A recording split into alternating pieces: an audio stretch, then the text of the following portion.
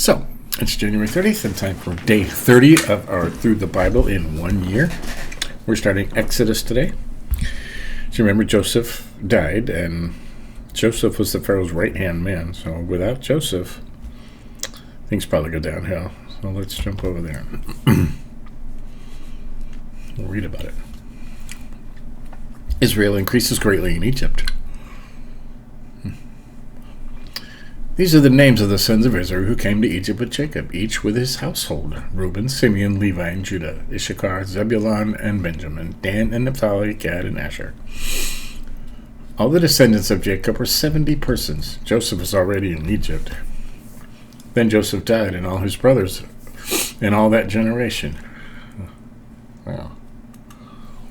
I mean, his brothers were older than him, so... But the people of Israel were fruitful and increased greatly. They multiplied and grew exceedingly strong, so that their land was filled with them. Here we go. Now there arose a new king over Egypt, who did not know Joseph. And he said to his people, "Behold, the people of Israel are too many and too mighty for us. Come, let us deal shrewdly with them, lest they multiply. And if war breaks out, they join our enemies and fight against us and escape from the land." Therefore they set taskmasters over them to afflict them with heavy burdens. They built the Pharaoh's store city, Pithom and Ramses. But the more they were oppressed, the more they multiplied, and the more they spread abroad. And the Egyptians were in dread of the people of Israel. So they ruthlessly made the people of Israel work as slaves, and made their lives bitter with hard service, in mortar and brick, and in all kinds of work in the field. In all their work, they ruthlessly made them work as slaves.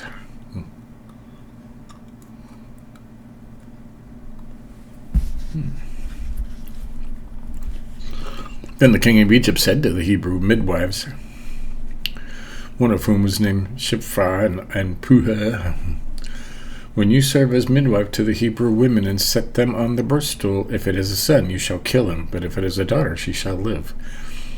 But the midwives feared God and did not do as the king of Egypt commanded them, but let the male children live. So the king of Egypt called the midwives and said to them, "Why have you done this, and let the male children live?" The midwives said to Pharaoh, "Because the Hebrew women are not like the Egyptian women, for they are vigorous and give birth before the midwife comes to them." So God dealt well with the midwives, and the people multiplied and grew very strong. And because the midwives feared God, he gave them families. Then Pharaoh commanded all his people, "Every son that is born to the Hebrews, you shall cast him into the Nile, but you shall let every daughter live." Cast him into the Nile. You know, there was lots of crocodiles in the Nile, so... The birth of Moses. Now a man from the house of Levi went and took his wife, a Levite woman. The woman conceived and bore a son. When she saw that he was a fine child, she had him 3 months. When she could hide him no longer, she took for him a basket made of bulrushes, and daubed it with bitumen and pitch, made a little boat. She put the child in it and placed it among the reeds by the river bank, and his sister stood at a distance to know what would be done to him. Now the daughter of Pharaoh came down to bathe at the river. While her young women walked beside the river, she saw the basket among the reeds and sent her servant woman, and she took it. When she opened it, she saw the child, and behold, the baby was crying. She took pity on him and said, "This is one of the Hebrews' children." Then his sister said to the Pharaoh's daughter, "Shall I go and call you a nurse from the Hebrew men to nurse the child for you?" And Pharaoh's daughter said to her, "Go." So the girl went and called the child's mother. And Pharaoh's daughter said to her, "Take this child away and nurse him for me, and I will give you your wages." So the woman took the child and nursed him. When the child grew older, she brought him to the Pharaoh's daughter and became her son. She named him Moses because she said, "I drew him out of the water." Moses flees to Midian. One day when Moses had grown up, he went out to his people and looked at their burdens, and he saw an Egyptian beating a Hebrew, one of his people.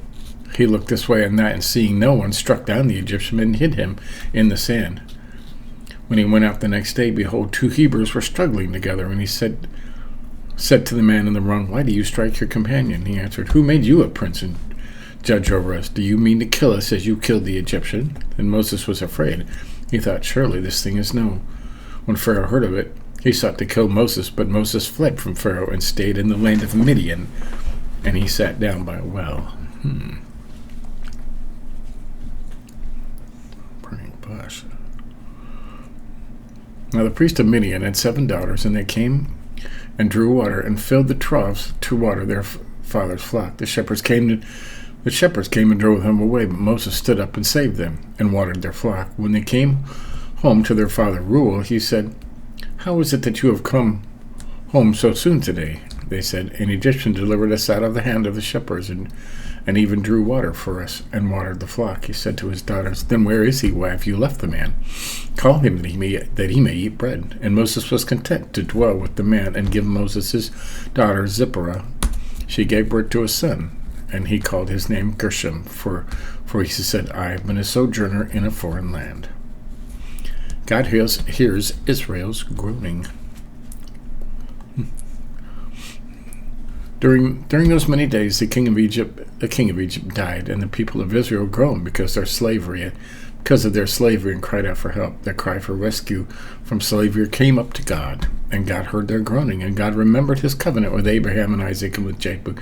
God saw the people of Israel, and God knew. The burning bush. That's weird, huh? Now Moses was keeping the flock of his father-in-law Jethro, the priest of Midian, and he led his flock to the west side of the wilderness and came to Horeb, the mountain of God. And the angel of the Lord appeared to him in a flame of fire out of the midst of a bush. He looked, and behold, the bush was burning, yet it was not consumed. And Moses said, "I will turn aside to see this great sight, why the bush is not burned." When the Lord saw that he turned aside to see, God called to him out of the bush, "Moses, Moses." He said, "Here I am." And he said, "Do not come near. Take off your sandals off your feet, for the place at which you are standing is holy ground." And he said, "I am the God of your father, the God of Abraham, the God of Isaac, and the God of Jacob." And Moses hid his face, for he was afraid to look at God. Then the Lord said, "I have surely seen the affliction of my people who are in Egypt, and have heard their cry because of their taskmasters. I know their sufferings, and I have come down to deliver them out of the hand of the Egyptians, and to bring them up out of the land to a good and broad land, and a land flowing with milk and honey, to the place of the Canaanites, the Hittites, the Amorites, the Perizzites, and the Hivites, and the Jebusites." Wow.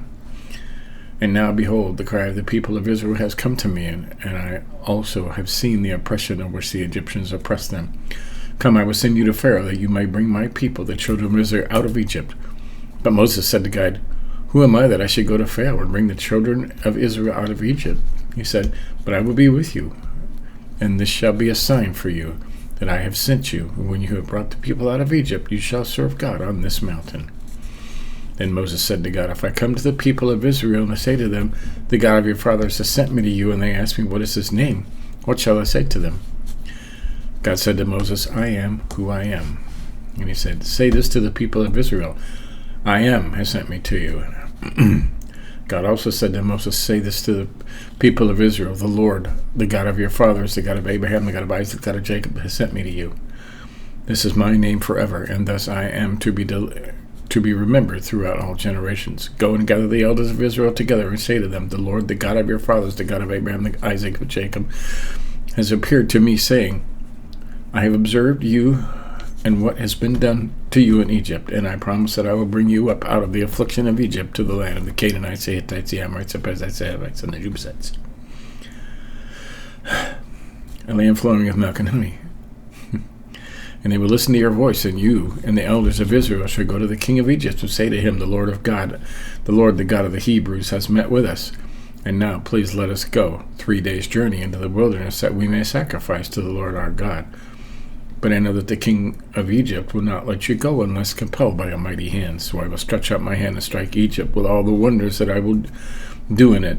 And after he will let you go, and I will give his people favor in the sight of Egyptians. And when you go, you shall not go empty, but each woman shall ask her neighbor, and any woman who lives in her house, for silver and gold jewelry, and for clothing. You shall put them on your sons and your daughters, so you shall plunder the Egyptians."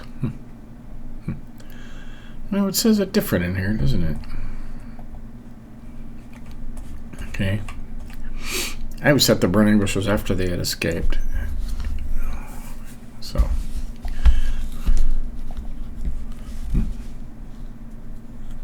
Moses giving signs. I'm looking at tomorrow here. Moses returns to Egypt, making bricks without straw. God promises deliverance. Yeah, okay. Then he's talking about all kinds of other stuff. So there you have it. There's today's first 3 chapters of Exodus. And we'll probably get through this pretty quickly because there's a lot to cover this year. So, but that's it. Catch up on any you might have missed. There's a whole list down there on my Rumble site, as well as the YouTube site. They're everywhere. So, till then, keep studying, keep reading. See you tomorrow.